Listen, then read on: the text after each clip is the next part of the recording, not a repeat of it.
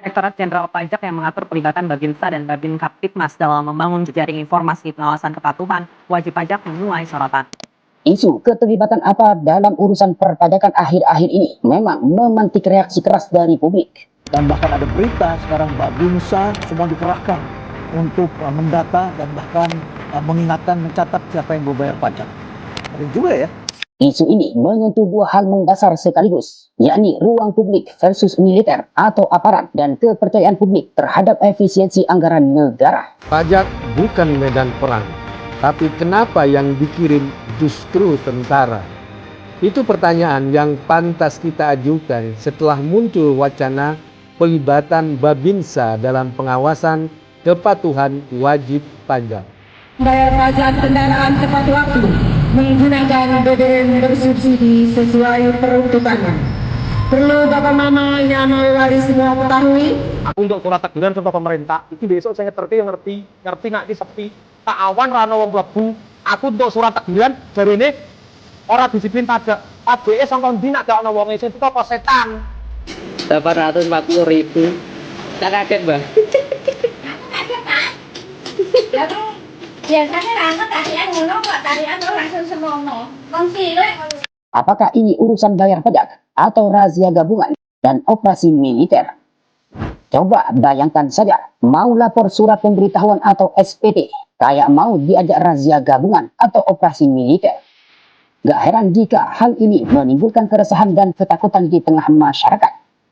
Di saat pemerintah membutuhkan uang untuk membiayai APBN yang terus membengkak, Direktorat Jenderal Pajak atau DJP tampaknya sedang tancap gas mencari sumber penerimaan baru. Pertanyaannya, apakah ini sekedar penertiban atau memang strategi negara untuk memungut pajak lebih banyak?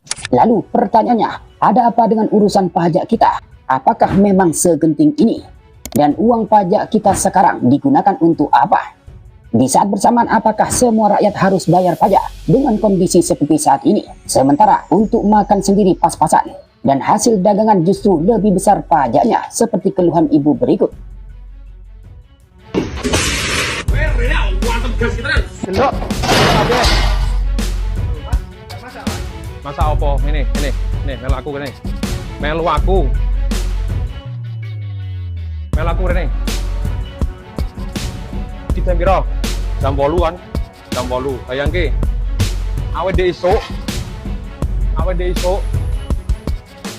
Aku untuk surat teguran saka pemerintah. Iki dek isuk sing ngeterke yo ngerti nak iki sepi. Sak awan ra ono wong mlebu.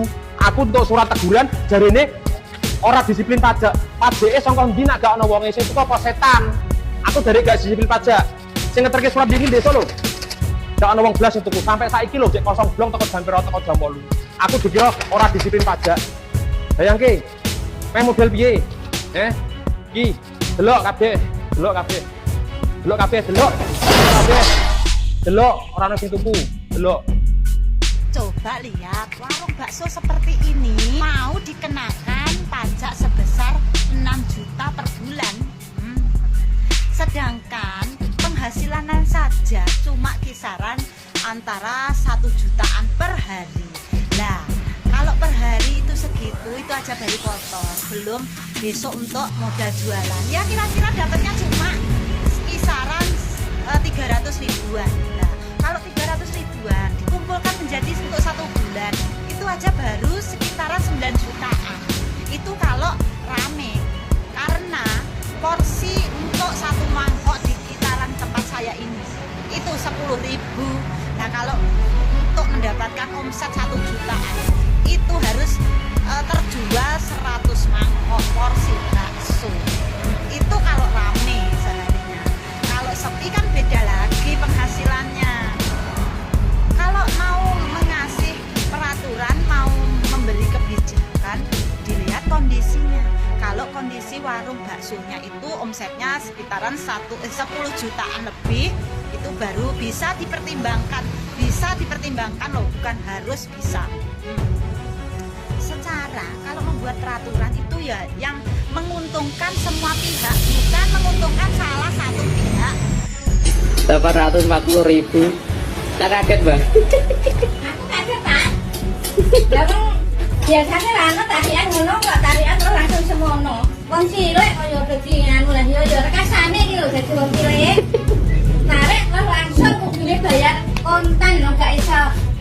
langsung bayar di tempat. Teman-teman ya katanya nek nggak mau bayar ini warungnya mau dibongkar. Jadi ya ibu yang punya warung ya takut, ya mau nggak mau kemarin tuh cari uang, seluruh tangan sesuai di 840.000 ngono. Iki tak perjelas lagi yo, dikira nanti aku buat aku ngapusi lho, iki buktine nyata. Iki kertas warung simpen ae. Ini warungnya. Enggak dikira hoax yo, ini pajak kemarin untuk warung samping bengkel saya yo. Ini kena 840.000. Sontak hal ini mendapat respon dari sejumlah pihak, salah satunya dari pimpinan DPR RI. Tugas pajak yang menggandeng Babinsa, jangan sampai nanti ada kesan menakut-nakuti. Ini jangan sampai menimbulkan ketidakpercayaan kepada masyarakat, karena kan beberapa waktu lalu pemerintah meminta kesadaran dari semua masyarakat untuk melaporkan pajaknya secara mandiri. Namun sekarang dilakukan hal tersebut. Ya seperti saat ini TNI dan Polri untuk dilibatkan di dalam kepentingan kekuasaan tidak boleh terjadi kembali. Apalagi melibatkan Babinsa misalnya untuk hal-hal yang berkaitan dengan kesadaran warga negara, kewajiban warga negara untuk membayar pajak. Kalau itu terjadi, maka kita mundur ke belakang.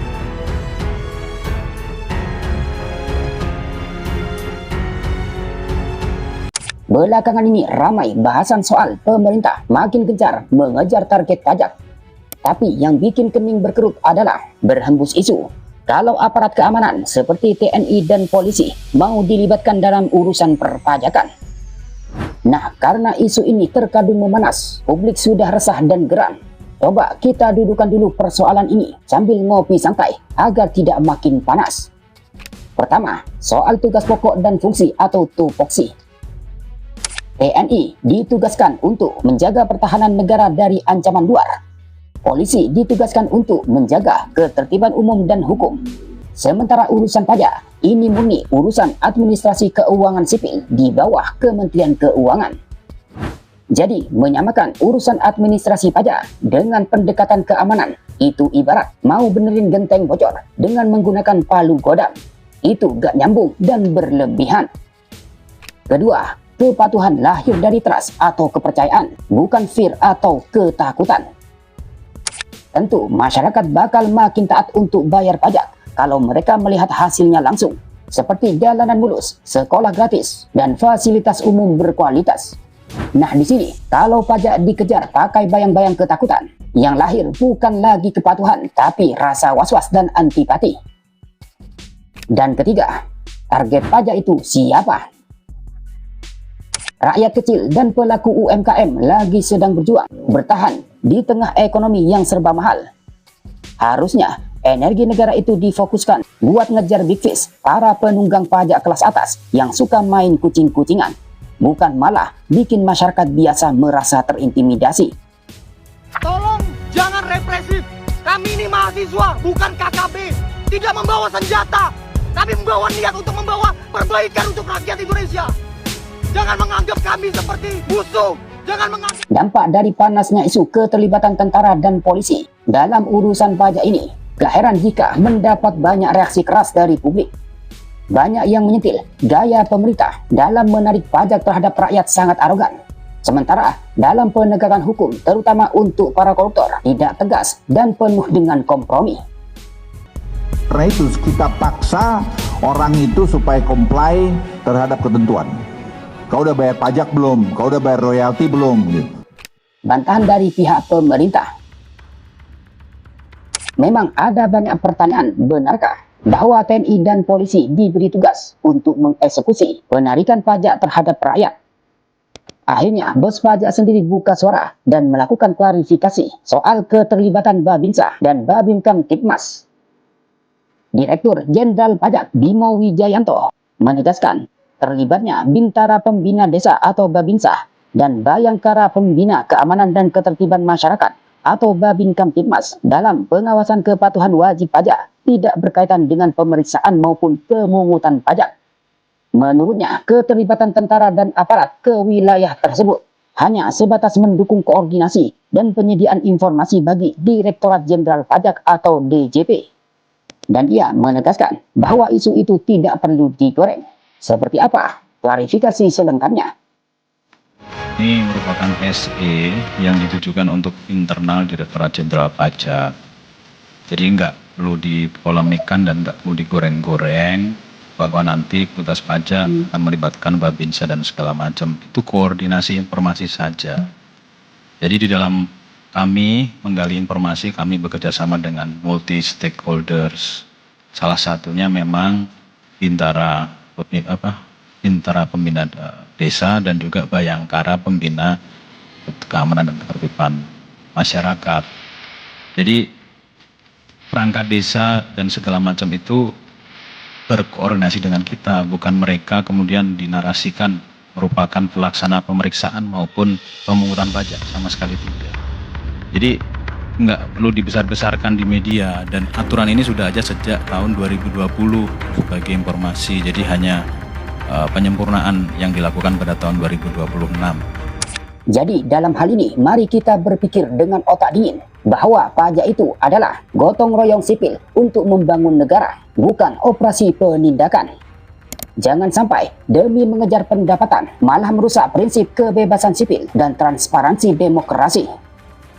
Maka poin yang perlu kita ketahui adalah edukasi kepatuhan bahwa pajak itu berbasis self-assessment dan transparansi publik, bukan intimidasi.